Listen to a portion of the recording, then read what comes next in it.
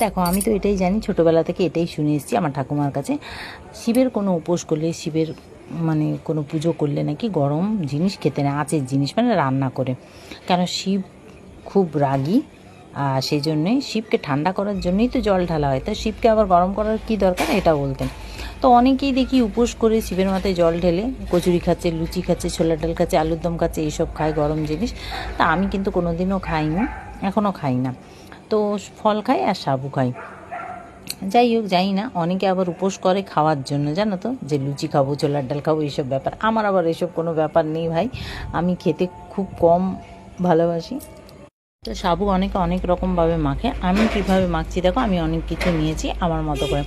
almond আছে, কাজু আছে, কিশমিশ আছে, আমসত্ত্ব আছে, নারকেল কোড়া, কাঁচা নারকেল নয়, এটা শুকনো নারকেল কোড়া দিয়ে বাতাসা দিয়ে মেখেছি, কলা